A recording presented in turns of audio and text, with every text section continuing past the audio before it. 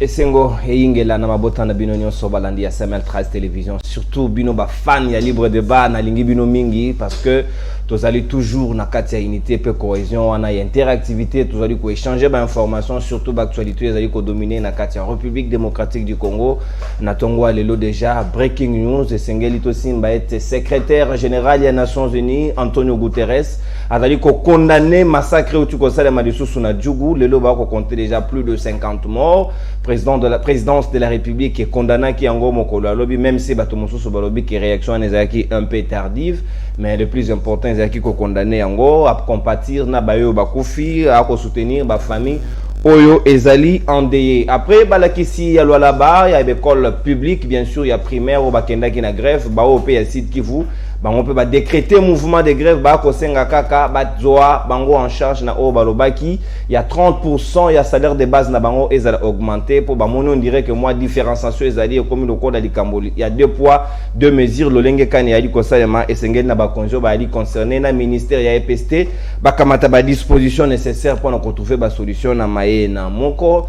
Il y a des communicateurs, il y a IDPS, ou azali président, président cellulaire, ndeko Flori Boatoka et Sengela qui a zanabiso, na libre débat ya tongo lelo, azali qui visité par des personnes non autrement identifiées, saccagé et pratiquement et pas y avant d'akanda kuna y résidence na azali qui visité, pandi penza biloko anda kunenge ka ezaki nanda ko Jean-Marc Kabund et ko ça la passe to ko compatir peut ko soutenir moninga à Flori Boatoka o auti ko ça la visité par des personnes non autrement identifiées. Maman likambo to ko beta di solo na libre débat ya tongo lelo ezali tourner presque mini tournée ya mokonzambo ka Félix Antoine Tshisekedi Tshilombo azali ko effectuer na kati ya mokili Afrique autai ko za na Juba na Sud Soudan et pas wapi autai ko ça la déclaration déjà na dimanche alobi azali très fier ya kokoma na dernier des 9 états où ezali entourer République démocratique du Congo a mituni question alobi ndenge ya kei na Juba ezaki dernier pays où esengela kia koma parmi les 9 pays voisins aux entourer République démocratique du Congo pour naie objectif ezali atteint en termes de collaboration na franchise mais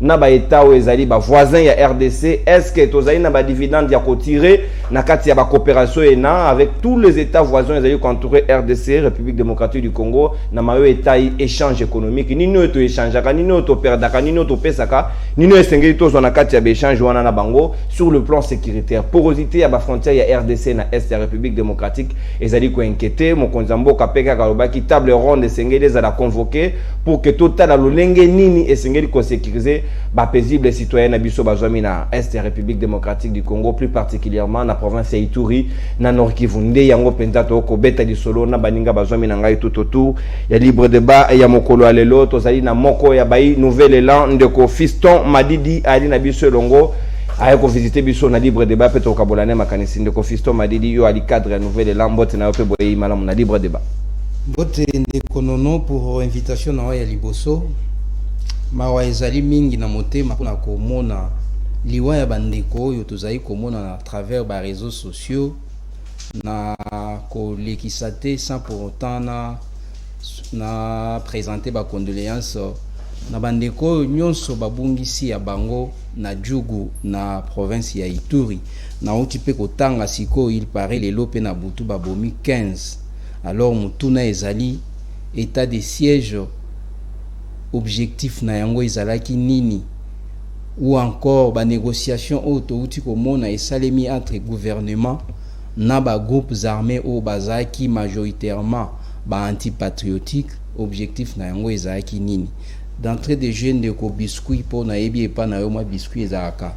OK, isoge legi mulai na opesa au carton jaune wana ya principe na ngai malam lobby ndeko nono na zali ko uta esika mo boye na zaki ko leka par 24 na komi na autour ya église ya centenaire na moni batu ebele ya kotelema na nzela na mituni ezali banani zoka ezalaki ba étudiant oyo bauti IEC bauti ISP bazali kokita makolo pona nini pona pasi ya transport mutuna eyeli ngai ebongo ba bus oyo tomonaki tokobenga Trans Academia tokobenga meeting terrestre aérien terrestre na koki kobenga yango bandeko bakie bazwi mwa ba bus oyo ezalaki kwa partenaire na Transco balobi eza ba biso basombi pona ba étudiant.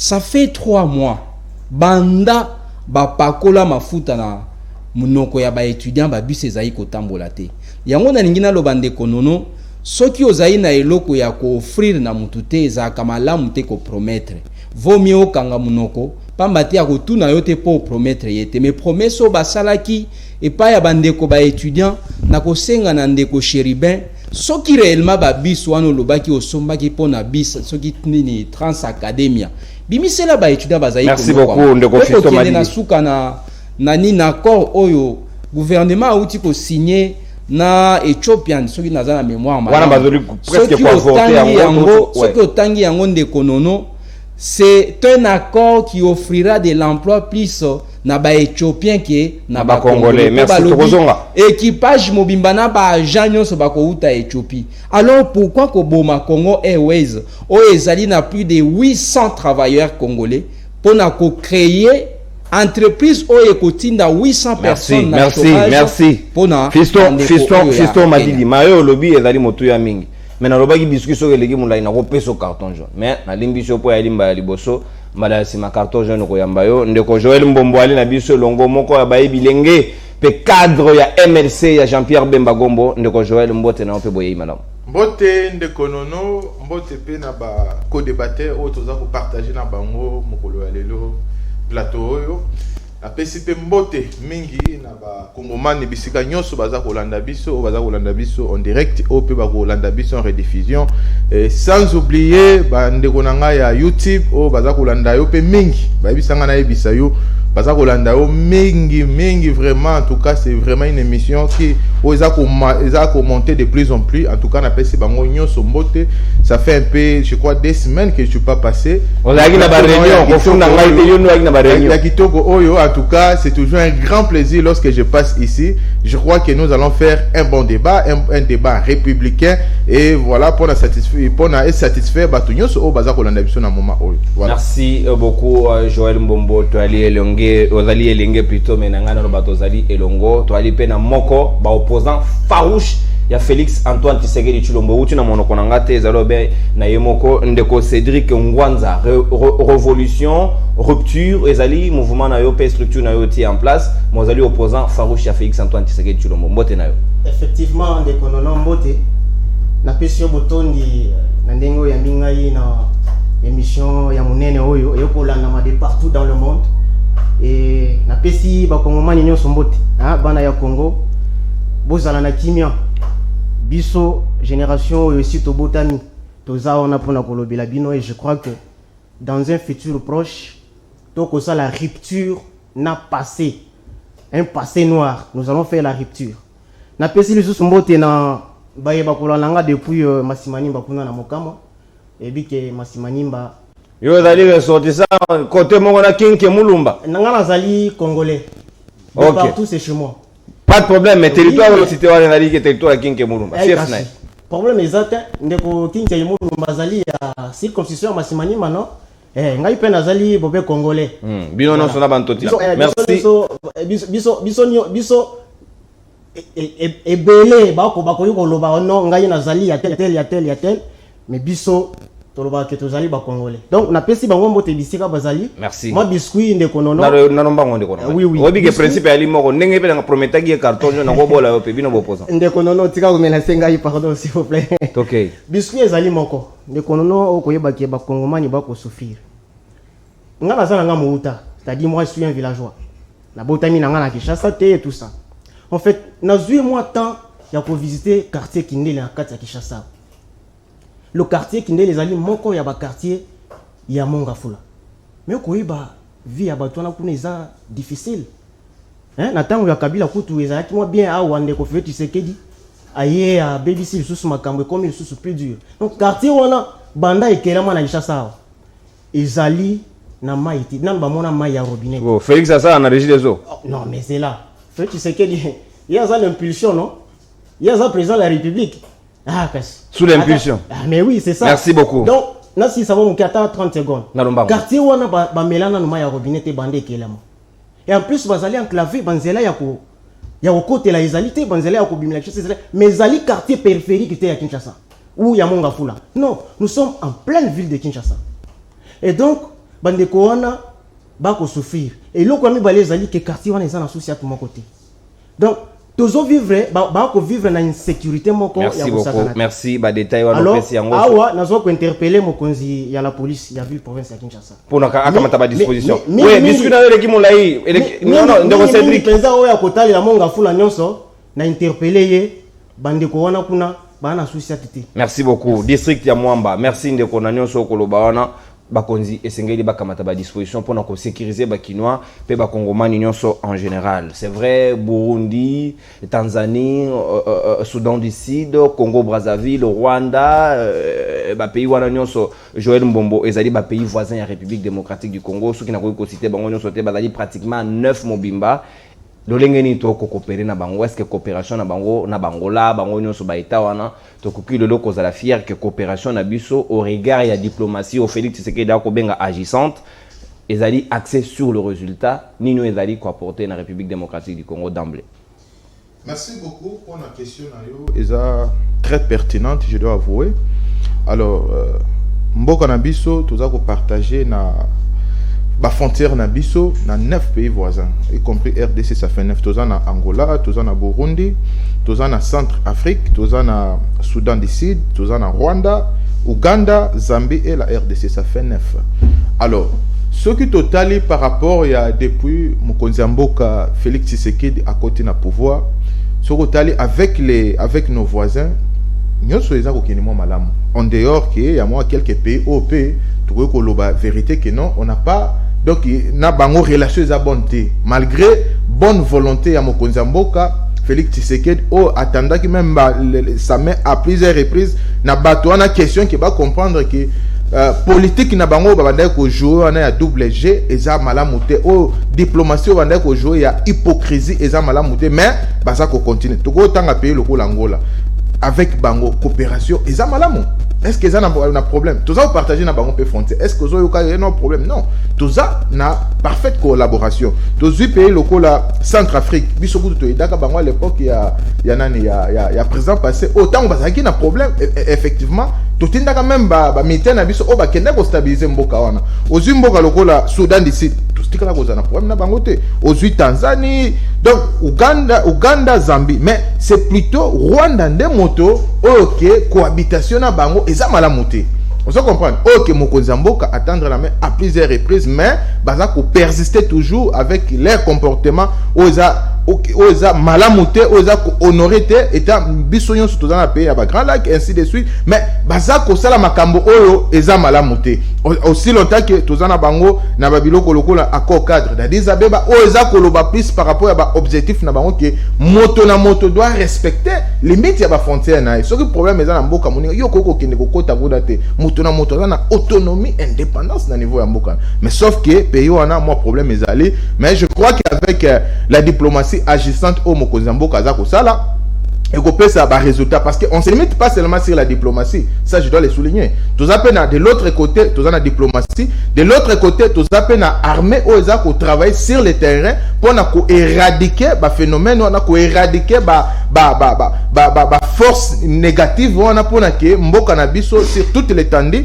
et ça na kimia pour na bato ba vivre batambola calmement et puis bazala malamu. Voilà ce que je peux dire par rapport à pays où tout ça partager bango, tout ça partager na bango ba frontière. Voilà. Merci Joël Mbombo d'entrée des jeux na première phase de parole ndoko m'a dit fiston na ebité yo lecture na yo ezali nini au regard ya mayo to zai ko partager na pays voisins bien sûr la République démocratique du Congo soko tali malamu penza en filigrane au comment on a que coopération na biso na ba eta on a eko tambola malamu to ko vivre malamu autant tozo ko insécuriser di bandate autant bango pe ba ko insécuriser biso te coopération et ko futa mbuma na sepeli ndoko nono pona thématique ya lelo avant de répondre na mutuna na yo kinde ko nanga na ngambu ya MLC à lobby Joël Mbombo ndeko Joël à lobby il a reconnu ça à lobby relation ezali moi malamu pe ayelo balisusu atangi quelques pays oyo tozala na bango jamais na conflit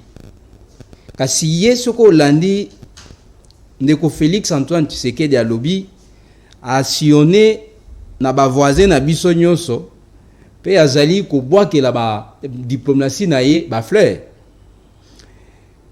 kasi nalingi na expliquer na bandeko bazali kolanda biso soki tokie na dictionnaire diplomatie lingi koloba connaissance ya ba tradition na ba règle ya rapport mutuel entre ba état art ya ko concilier ba intérêt respectif ya ba état wana siko soki totangi mwa objectif ya diplomatie pamba te nalingi na sala analyse moko eza objective pe bato bazali kolanda bango moko ba pesa réponse et ces diplomatie yango est réussir ou pas au lieu na kota na incantation inutile parmi l'objectif ya diplomatie ya liboso ngai na koki kotanga ezali prospérité na sécurité ya pays na ye c'est-à-dire tant ozali kosala la diplomatie ozali koluka prospérité ya pays na yo pe na sécurité ya pays na yo ça c'est le premier objectif de la diplomatie et aussi ko préserver nini paix mondiale ya mibale ezali nini ko collaborer entre ba nations na ko harmoniser ba intérêt c'est-à-dire yo tant ozali kosala diplomatie ozali koluka ba intérêt ya mboka na yo pe o préserver kimia na étendue mondiale pe mususu ezali ko concilier ba intérêt o ezali ko opposer bino na ba nation mususu grâce ya nini grâce ya ba méthode na ba négociation pacifique natangi ka 3 objectifs wana alors ngai nazali journaliste te bona tuna na bao bazali kolanda biso esika bazali ba objectif misatu o nga natangi est-ce que ça atteint ce qui est atteint to koloba oui ndeko Félix asali nini a réussir mais ngai nazali komona ete diplomatie na ezali échec pamba te diplomatie ndeko Joël Alobi atangi ba pays o ezali ko nuire biso et ce sont de mêmes états qui ont toujours créé des problèmes au pays tous un problème na Angola et makasi te atangi Centrafrique atangi ba Soudan du Sud tous na ba on a problème te donc la diplomatie devait être agissante soki ba pays oyo batumisa biso kimia ekoti nazali ko kena on a plan sécuritaire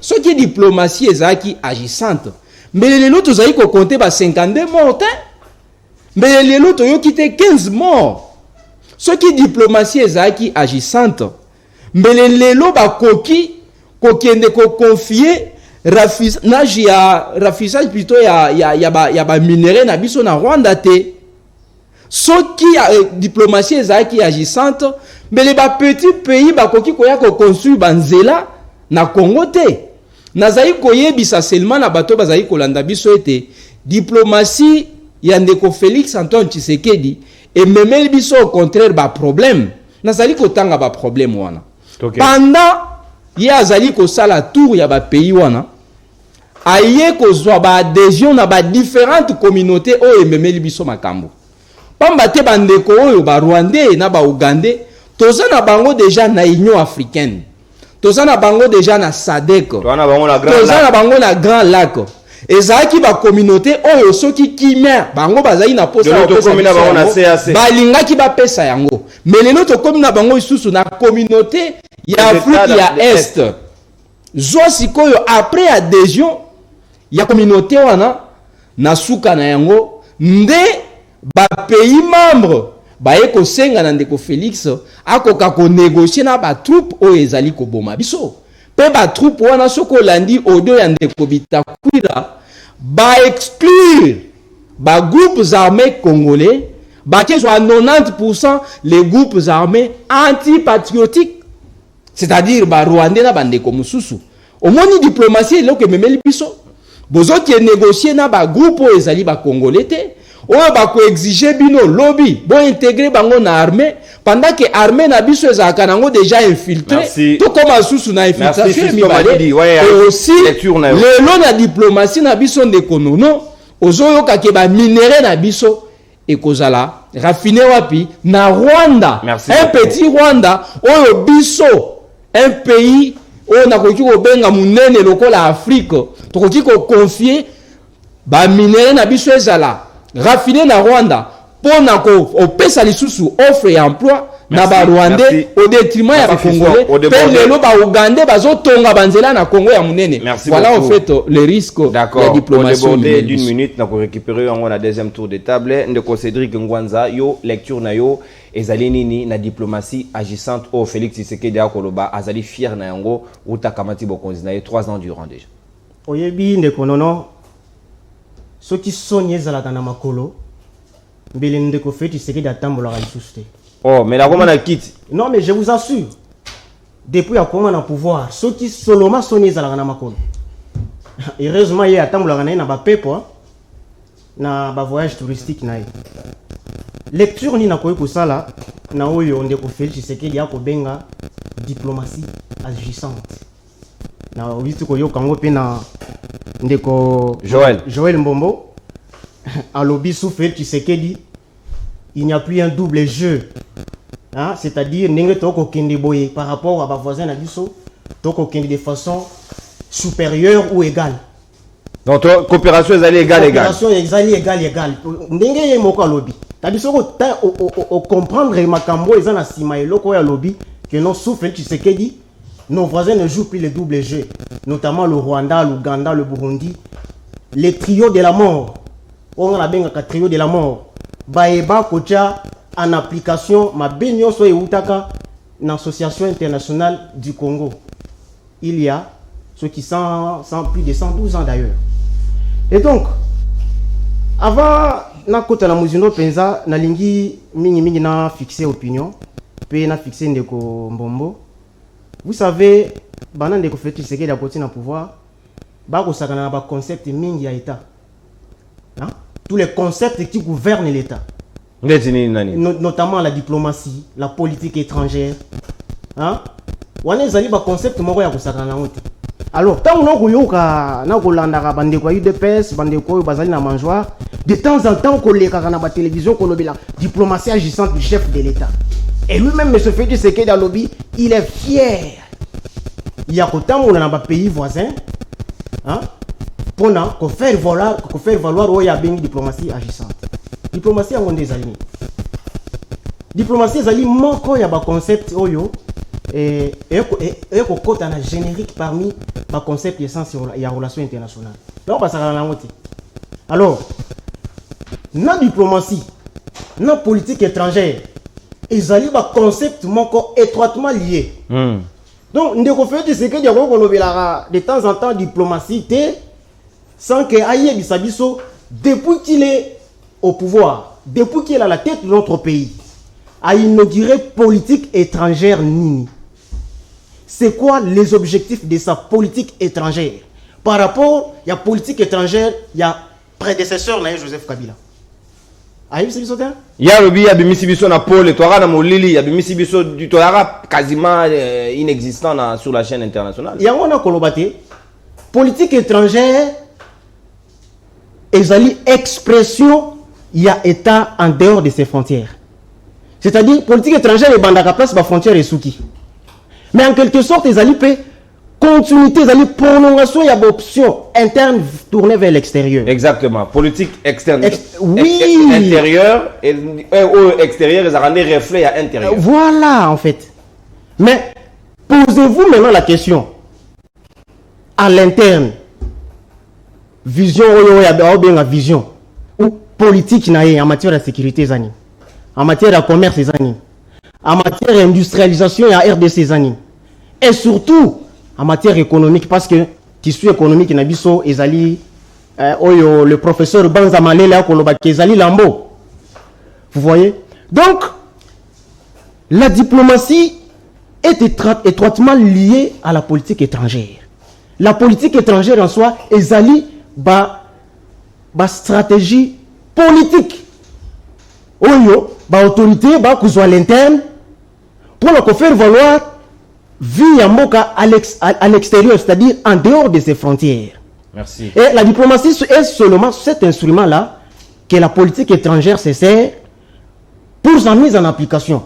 Vous voyez? Et donc politique étrangère les amis globalisante, mais tandis que diplomatie Etali kaka musala ya ba diplomate. Na kati ya politique étrangère comme on a que tozali na militaire, tozali pe na diplomate. Mais na o etali diplomatie o ya kolobela. Ndeko wa utotanga la binombo objectif A. To meka kosala ka évaluation. Ya accord cadre ya Addis Abeba. Tozali wapi? Tokota déjà ko la 10e évaluation on a yo pona yo au moins ni ba résultat satisfaisant. Ndeko na ngai. Si les résultats étaient satisfaisants, nous n'allions pas connaître tous les jours les morts. Nous n'allions pas compter nos morts. Merci beaucoup. S'il vous plaît. Pour évoquer sur le plan sécuritaire, deuxième volet, s'il vous plaît. Olé déjà ngongana ko lingato de bordena ko pesa carton jaune Joël Mbombo. Merci les colonels. En termes d'échange, motuna mutasali lecture na lenge oya kanisi wana pe to kozongela ngo, mais d'abord sur le plan sécuritaire. Outa ko cita o épinglé mingi na ngambo ya est ndekoto mayo ko tambola te. Mokonza mboka déployer ba effort rebelle, apparemment ba résultat ezali ko landa te. Est-ce que senge na biso kaka diplomatie alors que biso non so yokola na bakelas là où la diplomatie a échoué, c'est les recours à la force qui intervient. Pourquoi pas toke na approche à l'olenge wa. Merci beaucoup ndeko nono. Ngana yebisa ki oteki na este eza ko simba te eza ko échouer non. Moi je n'ai pas dit ça. Parce que situation wana eza ko perdurer depuis longtemps, il y a des décennies. Yangonde aussi. Mais par rapport à mokonzi mboka tango ye aye alingi pe apporter sa touche. On comprend, o ya sika, o ya ko permettre que et résoudre le problème wana. C'est ça que nous devons comprendre. Non ki bande ko nanga mi ballon face balobi ah mais sauf que ils ont navigué vraiment à vie. Ndeko nanga ya ngambo za, je crois que politologue hein. Bon, il fait un peu de confusion sur le concept, il y a politique étrangère, diplomatie, ainsi de suite. Alors, à ce qui concerne Makamboya Est et Ambo Cannabiso, il y a un problème Oyo et Oumeli, où il déjà plus de 20 ans. Alors, tant que Mokonzi Ambo ka Félix Tshisekedi à côté na pouvoir, à ça la tourné. À Kendagi na Est, rappelez-vous même tant que Zalagi na moment de la campagne, il a été toujours là-bas. Le non. À cause de la kimia, les jours oyo, donc alors il effectivement vraiment présent ou à cause de la à l'aise plutôt les jours que na est et ambo canabiso kimia et cause. Donc il est là Félix n'a comment effectivement. Non mais pour le moment à l'est parce que tant que le sang coule encore dans notre partie est et ambo canabiso à ça à l'est. Raison pour laquelle aux hommes à tout moment il est en mouvement. Mouvement na bato misusu ba comment ko taxer non azako tamone non azako luka quel remède quel remède oh à quoi sala quel remède à quoi sala pour que situation na ici là ayeli biso état de siège za ko sala ba za ko sala musala na yango o za ko mona na niveau ya parti ya est ya mboka na za ko sala musala mais le problème c'est quoi tous habiter en même temps bato bazako d'autres personnes qui se disent ce sont des députés, sont des sénateurs, sont des autorités, il faut dire ainsi. Mais en même temps, bango bazako lingaki kimia ezonga na ba parti est en même temps ce sont des instigateurs. Tireurs de ficelles. Voilà, des tireurs de ficelles. Aza awazako laki no to lingi kimia ezonga kuna bazo sala ba memo ba déclaration ba pétition. Mais na butuka quand même bato wana bango wana bazako tia désordre bazako ande parti est. Ce qu'on te roloba, on m'a dit que c'est la trahison. Parce que tant que vous avez comploté contre là où il y a des problèmes, alors il faut des solutions. Et la solution, et il y a un bateau population et personne qui s'est retrouvé la solution. Oui. Le cas le président de la République, ceux qui battent en bas, ils battent très tôt. Quand on soit dénoncé, quand on soit dénonciation, est-ce que Bakoki Kokende na étape pour nous soutenir? Non, Moussa les a salema de fonds à niveau ya état de siège. Calamité, parce que ça déjà, ça la évaluation par rapport à l'état de siège depuis qu'il a instauré une année déjà. Parce que ça la évaluation, on va la n'engagez makamboleki. Mais bateau au peut va tirer des ficelles. Bango to uta bakudala arrêter. Il faut bazala traduire bango devant juge naturel faut na comment expliquer qu'on jouer double. C'est ça le problème. Alors na est mboka na biso Moussa les a ko salema. Oh non, il n'y a rien tout ça. Non, Moussa les a au salema. Toko se limiter kaka tena aspect ya diplomatie. Non. Ce qu'on t'a tena mboka lokola récit na Ukraine. Guerre eza kuna. Kuna guerre eza vraiment déclaré. Mais qui vous a dit que non, lokola guerre ezali, mais basa ko kutana. À tout moment, basa ko kutana pona baluka comment trouver l'ici pour sortir la guerre. Pourquoi pas trouver un accord pour mettre fin à la guerre? Ce qui peut-être cela n'exclut pas la diplomatie, cela n'exclut pas la négociation, cela n'exclut pas le dialogue. Il ne faut pas que tout la confusion mondiale. Bien sûr, mais dialogue, diplomatie ne peut pas s'arrêter. C'est ça le problème, nous devons comprendre. Dans le niveau est, état de siège, effort, c'était une question de temps. Total à Makamone, dans les jours qui viennent, Makamboana est possible. Parce qu'avant, c'était d'abord le problème que Batouana Tozala, parce qu'ils même pas identifié. Le coup la politique au Rwanda bandait pour jouer nango. Personne ne pouvait croire que non. Azalaki na derrière bateau. Mais maintenant ça se voit noir sur blanc que bango ne bateau baza ko servir ba base arrière ya bateau wana. Beaucoup zamboka autant que ça le même discours na boyoka ki même si n'avait pas cité nommément que non il y a d'autres pays frontaliers où baza ko servir ba base arrière. Donc ba se met ba tirer désordre na partie est na biso pas ba ko bomba na après bazongi. Non, ce n'est pas possible. Alors cette histoire-là, je crois qu'avec la politique agissante, avec la diplomatie agissante, il y a Mokonzi Mboka Félix Tshisekedi et aussi là dans les jours qui viennent. Donc c'était une question du temps. C'est une question de temps. Merci Joël Mbombo, un de Komadi dit fiston. Na yebite yo au commis belé na likola lokasa na yo, au rebondir en même temps na koti yo maïna monoko, au réfléchir le lengeni na mawetali sécurisation de frontières ya République démocratique du Congo vis-à-vis à ba voisin na ye. Ce qui coûte au cité bango mais armée déjà c'est cita bango. Babaki mutualisation de force na Uganda et botimbu manini. Awa ko Rwanda ako servir base arrière na M23 o ba ko semer terreur bazongi sous son puissance et ko futa mbumanini approche nini pona Félix Tshisekedi akende na lombango pona zongi sakima na Est RDC na banzi ndeko nono na yoki ndeko Joël alobi a traité biso de tous les mots hein alobi to naviguer en rien to lobi l'autre côté. Lorsque nous sommes dans un débat scientifique esenga esika muninga loyi malamu te oyo yebisite esika oyo esenga ki oloba boye mais asuki kaka na oloba to naviguer dans le vide ayebisi biso te nini oyo tolobi ya mabe nalingi mpe naloba na ndeko le pays se gère par des lois par des sanctions mutu moko te aucun citoyen oyo avec sa propre volonté akoki kosala eloko ya malamu. Ce sont des sanctions plutôt des lois qui nous régissent. Moutounion son référence na Isaac. Et si qu'on soit dans Saliboye ba ofrapenga. Voilà, il a dit il y a des députés qui s'ingèrent dans cette guerre. Président et Assemblée nationale na bango. Aouta ko na bango pe mboka. Ndeko nono to sala débat o ezali scientifique na lingina kota na makambo wana te. Aloba ayebi ba député oyo bazali na makambo wana ya bitumba. Balongwa ba groupes armés. C'est-à-dire, il détenait des preuves. La moindre des choses à faire, c'est de sanctionner ces députés. C'est pour dire que Mbosso aussi est complice. Et ça, quoi, yo moni, mkonyo se bloque bunga ananda koyo. Olobite nga na ebi muyibi aya koyiba. Ozayi ko dénoncer été. Et la kisi yo na muyibi wana soit yo za recélé. C'est ce que nous sommes en train de voir. Nazongi ni sous dans ma cambia sécurité. Soko Landi, je n'aime pas trop citer Bakombo ya Batou, mais le débat m'oblige de citer les noms. Ndeko Félix, Soko Landi, les trois objectifs qu'il a poursuivis dans la diplomatie nae, ya liboso ezaki po azongi sakimia. C'est ça. Yami bale ezaki à faire venir ben investisseurs. Pe yami sa to kozongi sabiso na concert des nations. Nanyo so misato wana qu'est-ce qui a reçu? Pendant que lui était président, il y a l'Union africaine. On a perdu des postes dans l'Union africaine. Bazo qui est voté Batumoussous pendant que lui était là, s'il était un bon diplomate, to raflé ba poste wana. Et encore, depuis qu'il a commencé sa diplomatie, il y a combien d'investisseurs au Bayena Congo? Aucun. Même Kambiste a $1000 pour investir. Azate.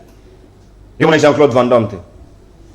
De konono kotinda te na kota na ba débat ya mike wana et aussi to lobe la sécurité parce que otuna kinga nini tokoki ko sala.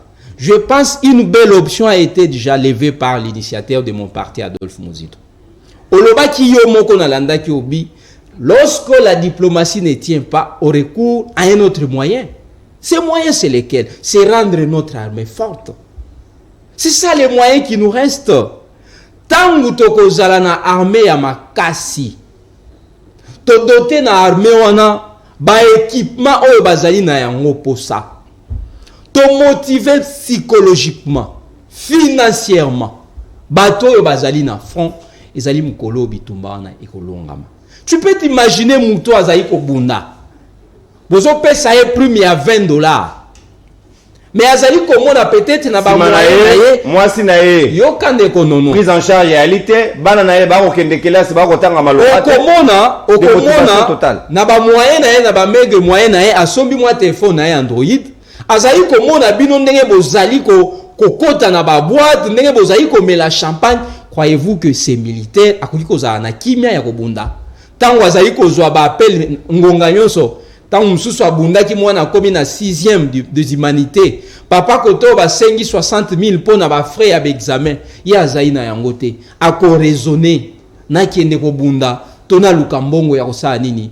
Est-ce que vous savez que ndeko nono il y a des gens qui ont intégré ba groupe zamo ezali kobundisa biso par influence ya baninga na bango o ba régional ba groupe wana avant bango. Supposons muto akie na rébellion ba partenaire na ye bazali ko offrir ye moi bambongo ya malonga peut-être moi $2000 moi 1000 aya yebisi muninga atikala na FARDC ndeko tala moi lo moi tu pe na zui ye azali ko mona $20 ya prime ako servir au pays te ako kende alanda muninga na epozo moi kanyaka futela bana na classe nde nazali ko yebisa yo on doit réformer l'armée.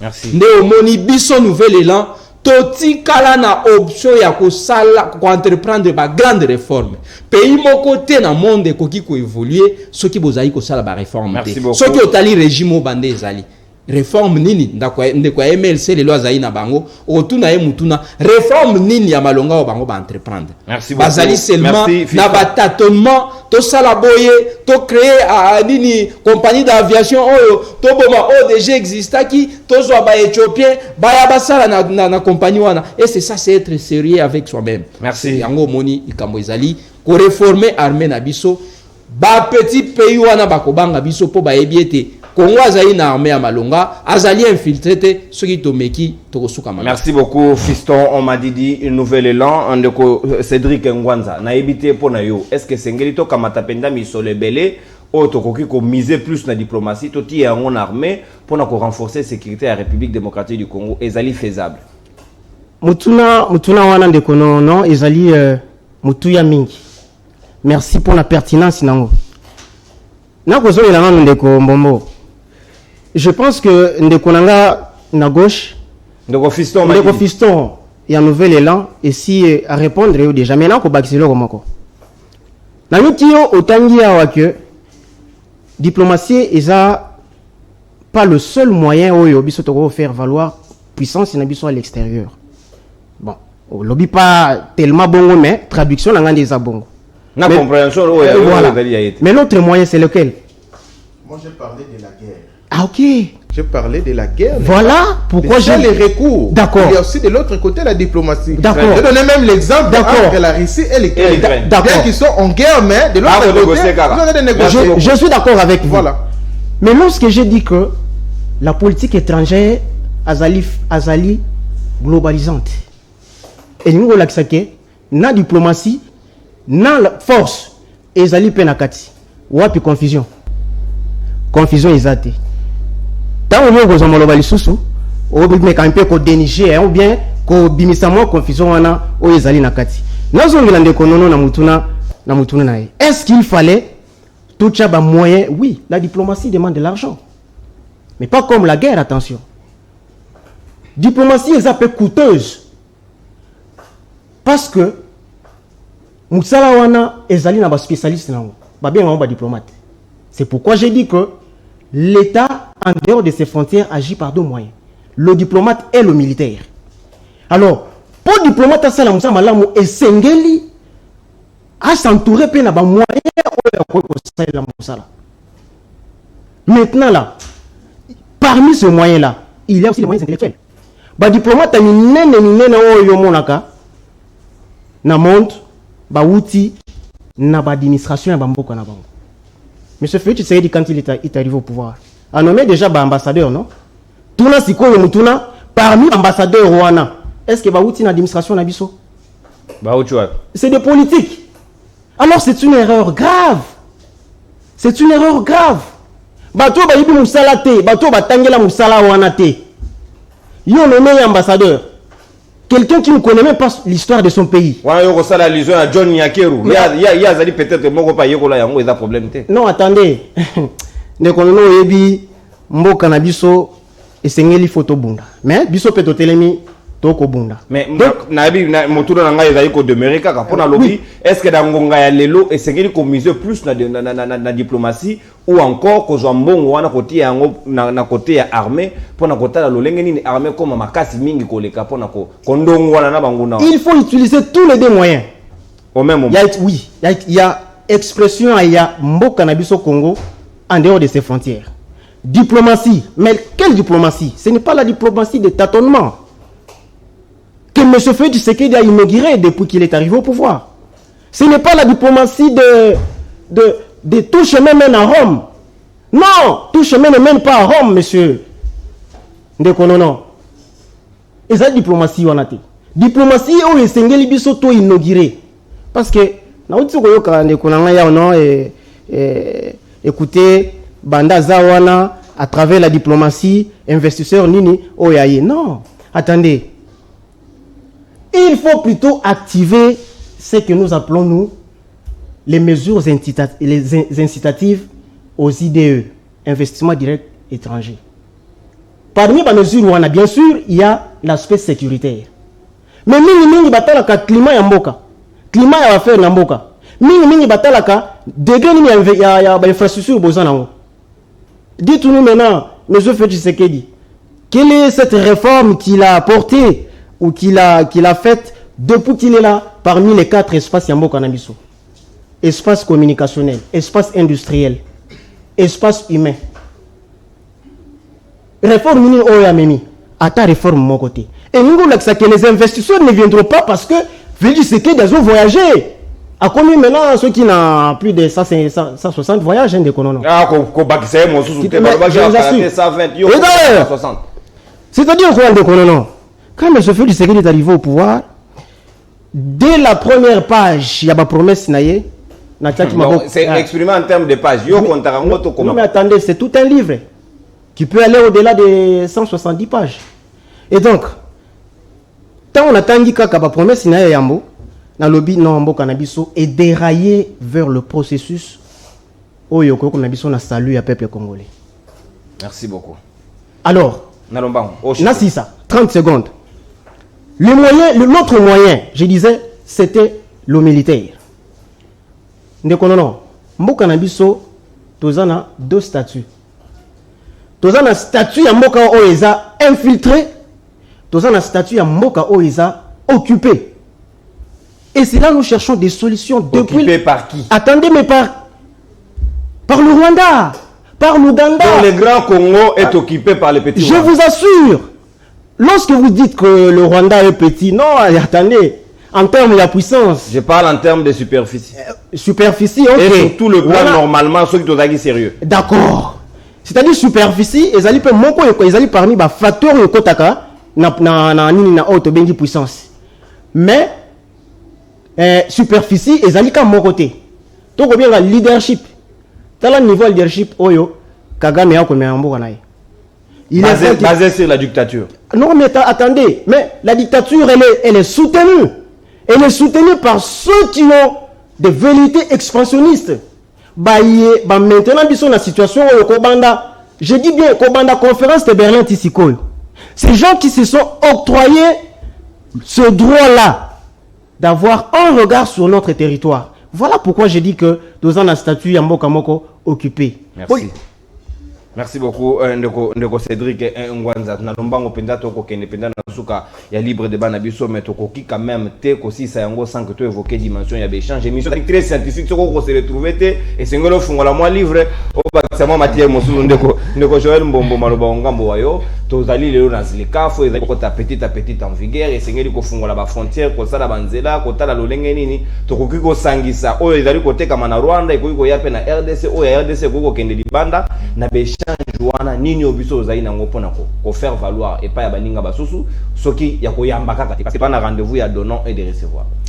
Merci beaucoup, c'est une très bonne question, j'avoue. Alors, mais permettez-moi quand même dans ça la toilettage par rapport à biloko na oki awa, j'ai écouté beaucoup de choses principalement na banana ndeko nanga ya nouvel élan. Ouais. Na oki alobi biloko ebele awa, il a parlé que non depuis Mokonzi Mboka Félix Tshisekedi azako tambola jusqu'à présent aucun investisseur azako ya. Il y a Zako Boss, ça n'a peut-être ndeko nanga mémoire et kimi. ya bosani ke leader na bango aleka na TV5 Monde Afrique, je me rappelle. Alobi que non, bango baza ko sala campagne de diabolisation. Aucun investisseur akoya na mboka na. Voilà Adolphe Muzido aloba yango na TV5. Mais batunyo so bakabo babi mais comment est-ce mais le lot a aussi nga so ben investisseur ba yi. Yo kenaki déjà modi mboko lobi ko sali campagne de et puis oza ko sala na chaîne ya mboka na biso te mais na chaîne ya libanda. O eza ko na si toutes les tendés ya moki na molongo mobimba. Alors oza ko sala émission moderne na ko loba que non aucun investisseur ko ya na mboka na biso. Et pourtant yo zalaki qui fit des premiers ministres na mboka na biso. Alors beli biso makambo ya ba réforme. Bon, j'aime bien bango ba lobela rappeler si makambo ba réforme, mais c'est vraiment un domaine où nazalaka à l'aise. Nazako rappeler aux économistes de formation. Oh bo salaka détail à l'époque où vous étiez au niveau ya primaté. Na 2019 pour salaka réforme au bo transformant. En 2019 j'allais dire. 2019 ya zalaki c'est lapsus. Alors 2009 Muzito Premier ministre Mboka na biso réforme ni na sala ya munene asali réforme a transformer ba entreprise étatique a commissi yango ba entreprise commerciale atangelo mibale tokena Snell malonga ezali lotili ya tokena Inatra malonga ezali tokena RVA malonga ezali ye moto asala nini asala réforme wana siko suite ya réforme wana emema nini réforme précipitée réforme au sala ngo sur base ya forme et non du fond. Non, vous avez mieux placé à la réforme, il y a des investisseurs parce que bino moko bomena premièrement une campagne de diabolisation et deuxièmement concernant la réforme bosala o ya monene o jusqu'à présent l'otili qui exaté. Bino bato sala réforme yango. Boko misango entreprise commerciale. OK, ba tout mususu bakota tokena ba il n'y a rien. Alors, mais je ne comprends pas peut-être mémoire des arts comme ça, aux arts koya koloba makambo réforme ngoni ni boko mema oh déjà bosi bosala et pesa eloko moko malonga te oh déjà bokene déjà na kati na ba chaîne ya bapaya boye ko sala la campagne de diabolisation contre mboka na yo ozolo ba ke ba investisseur ba yate parce que olingi kaka tête ya président au asante ça n'a pas de sens. À quoi ça sert de benga que nous tous des patriotes et tout ça aussi longtemps que ozolinga mboka na yo non on ezaki ndoki. Alors tokia côté il y a zone non là ils ont à peine de konanga en face na bossa ni l'opposant farouche alobi makambo ya nini ya que non diplomatie na biso est agissante dans le sens où depuis mokonzambo kaza ko tambola il n'y a rien de concret za komona dans les na régime passé mboka na biso il y avait des décisions au banda ko zwa libanda. OK, des grandes décisions au bande kozwa o eza ko concerner mboka na biso mais nous-mêmes on était absents. On faisait la politique de la chaise vide. Mais désormais depuis Mokozamboka komi Mokozamboka Félix Tshisekedi a komi, il est partout. Il est au four et au moulin. Partout où on parle de la RDC, il est là au premier rang. Mais avant c'était pas le cas, on doit admettre cela. Même si aux opposants farouches, même si aux opposants radicaux, mais au moins tu dois accepter que maintenant là on parle de la RDC, nous sommes là.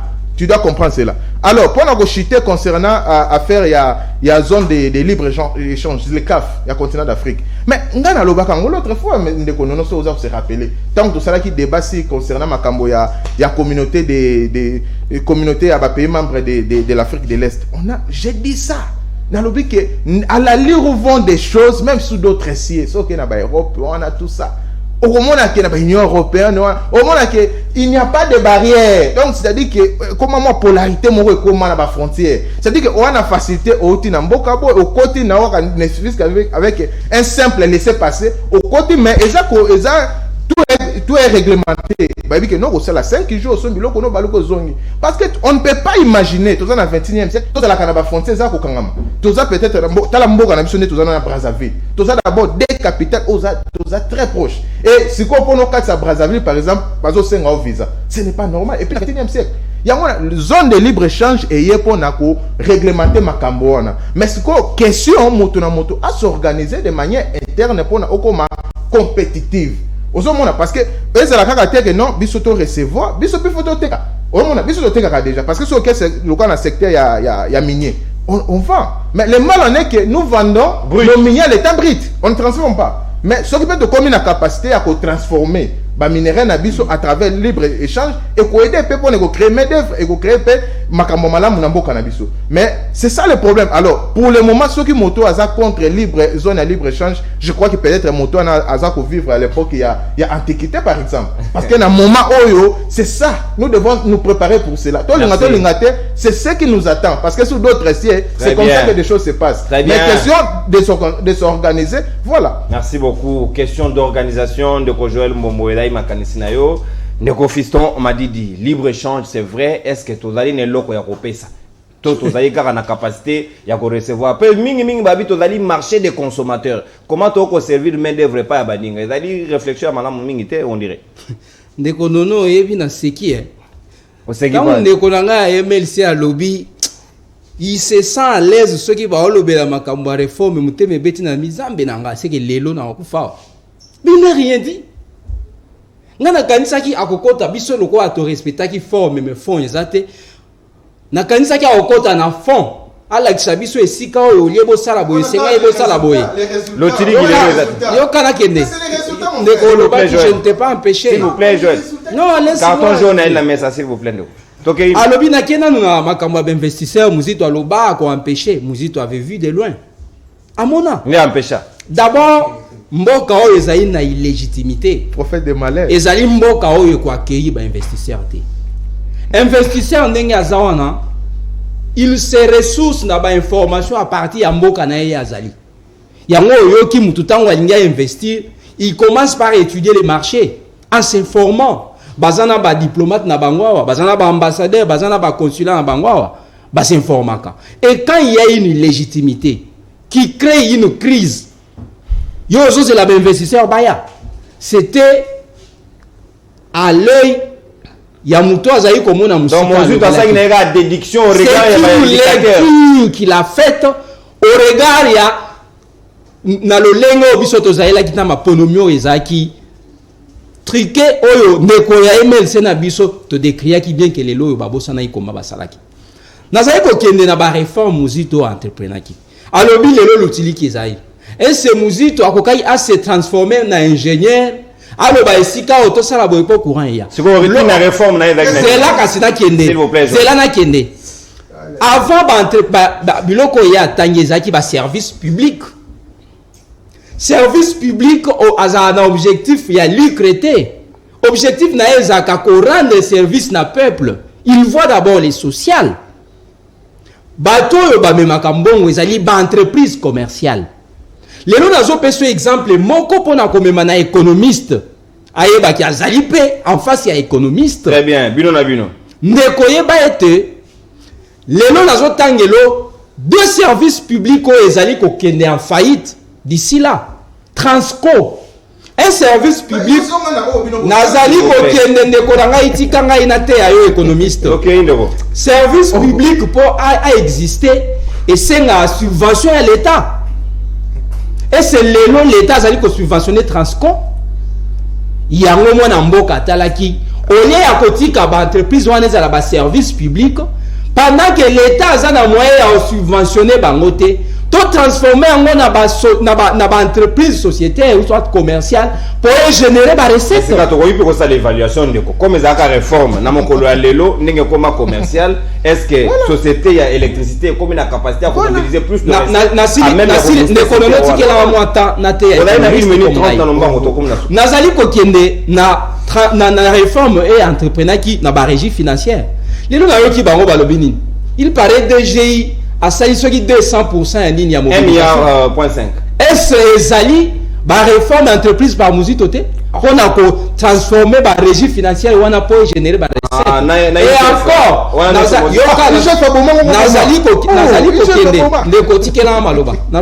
Nazali Kokende toujours dans la réforme, il y a une entreprise commerciale.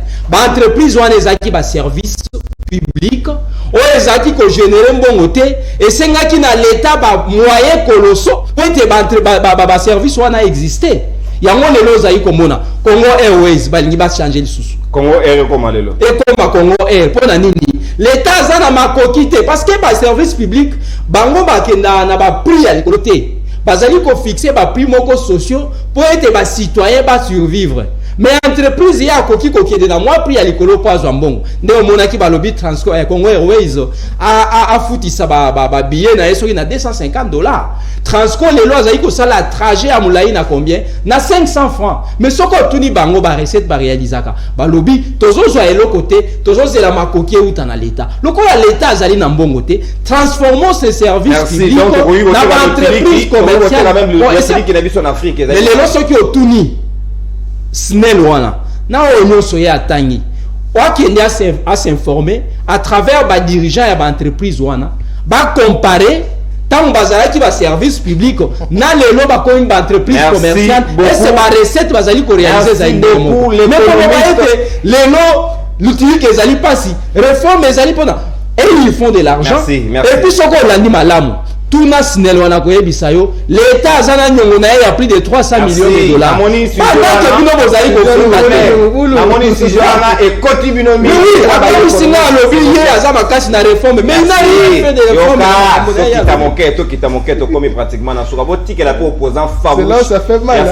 non ça n'a pas fait mal ça m'a aidé à t'enseigner ça m'a aidé à t'enseigner parce que tu n'as rien prouvé de l'économie dans toi si bazate ba étudiant pe ba réalité na recette bino débat plateau spécial bino mbale borondo wana et ça langa bien makasi to lobela pe mambu ya ba adhésion na ba communauté wana bo bino za ko benga libre change oyo ko ya ko lia lisusu ba idée ya muteko za ina yango pamba te bango ba ofuta afwa fiston za isu na malobate s'il vous plaît ndeko nanga yi Cédric Ngwanza na lombango penza to komi na suko ya na 2 minutes lolenge nini 2 minutes apa mandeko nono bango pe ba juste 2 minutes mais na bakisa 30 secondes na kokipe ko pesa yango pe na ko pesa yango na lombango penza to perdre yango te esengeli na biso to vendre nini espace na biso ya zone ya libre échange Afrique oyebi ndeko nono ngai nazalaka na makanisi moko pona mboka na biso oyo ya que s'il faut vendre le cacahuète pour que bana Congo balia bana Congo bamela esengeli to tekango mais sikoyo na lolenge nini biso ko Nigeria te to na production nguba ebele non mais attendez zana mazongela babiloko mibale on a 30 secondes kaka na yoki ndeko ya MLC bazali na union sucré alobi pendant reine ya Kabila mboka na biso ezalaki absent dans les concerts des nations. Non, une fois de plus il faut pas blaguer avec les concepts en relations internationales. Biso tozalaki na isolement diplomatique pendant le temps de Kabila. Ça vous n'allez pas me contredire. François Hollande yaka wana francophone. Mais je vous assure tozalaka na isolement diplomatique ité. Biso to banal ko soit part na organisation nyonso internationale, notamment l'organisation mondiale qui est l'ONU. Dites-moi quelle est la décision qui a été prise à l'issue il y a RDC pendant le règne de Kabila. Et dites-nous parmi les 5 là, na Conseil à sécurité de l'ONU. Parce que total a rappelé degré de diplomatie agissante na par rapport à la visite il y a chef d'État entre guillemets au Bazama Kassi ou il va visiter Bino qui est déjà venu visiter M. Félix Tshisekedi. Erdogan. Président turc. Attendez, il ne fait pas partie des 5. Moi, je parlais de 5. Je parlais de 5. Bon, on voit tant mon côté petit, beaucoup ça parce que vous êtes arrivés au pouvoir. Vous êtes ces gens sont arrivés au pouvoir dans un contexte de tricherie. Je vous assure. Mon côté petit aussi, ça commanda oyo balekisi. En tout cas, bakozwa ata mon côté et loko ya mibale na lombango zilekaf ezali malamu mingi zilekaf penza objectif na ezali ezali pona ko favoriser intégration tout d'abord africaine mais aussi na niveau ya sous-région makanisi ya zilekaf ndeza yango wana mais kasi intégration eutaka wapi intégration eutaka na oyo tozo échanger et on a échangé et les caca par route. J'ai dit ici, sur le plan, il y a secteur communicationnel en Bokanabiso. Je vous assure. C'est ça en fait le problème avec M. Tshisekedi, qui n'a construit aucun kilomètre de route. Mais je vous assure, attendez, Zineka faisait malamu mingi mais biso à l'interne. Et Sengeli Tokoka. Tokoka tout d'abord par l'intégration nationale. Et l'intégration nationale, elle est favorisée par les infrastructures. Merci beaucoup. Yo ko kolunga awa ndenge toza na 2013 awa osali après okela na Masimanimba ou bien okela na Chikapa. Mais ceux qui ont réussi non attendez. Non, ceux qui ont réussi leur intégration batenaka compte à biloko wana. Et donc nous n'avons rien à attendre de Félix Tshisekedi. La seule fenêtre qui nous reste, c'est celle de ne plus se présenter aux élections à venir. Merci. Ça, fenêtre ça, je vous le dis. Félix Tshisekedi a l'équipe sur temps. Félix Tshisekedi a fait dérailler mon cannabiso. Félix Tshisekedi n'est pas à mesure de faire changer le statut du peuple congolais. Merci beaucoup. Félix Tshisekedi n'est pas à mesure. Azali à mesure de faire changer le statut du cannabiso. S'il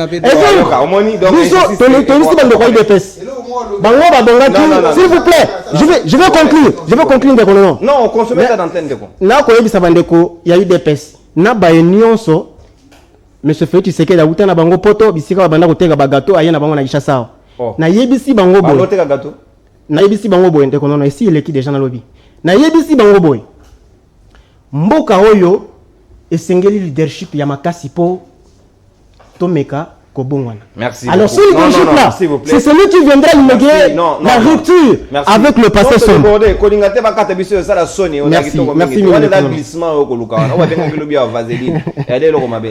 En tout cas, merci beaucoup pour la participation à l'émission Commune Asuka. Si on a fait 10 secondes, autant on peut saluer Baninga, tu as commenté retard. Supporter au Kenya Nango Pena. Tu n'as corrigé que le moment. Qui est caca? Alors, concernant Transco, alors que notre Transco, on a expliqué que notre Transco est vivre en subvention. Entre autres, Transco n'est pas tambola, on a besoin de carburant. Et donc, on a lobby en l'État, ça dit que sa subvention. Concernant la réforme à Sala, là, on a vraiment de compléter. Merci beaucoup. Merci Joël, merci. Subvention des OYAT, bozo pesa ngote na carburant. Donc subvention za carburant na ba pièce pièce de rechange émission comme Nasuka na ebi ke matière etikali ebele ezaki économie ezaki stratégique ezaki na motia bino ko ba lokote ezaki penza scientifique na bino nyonso bolandi biso pour attention na bino accordé na chaîne na bino surtout na émission na bino libre débat to lingi bino pe to tondi bino botondi to kutana susu lobby pour un nouveau numéro ya émission na bison na ba invité ya Sika to kutani lobby. Au revoir 9h10 bye bye salut.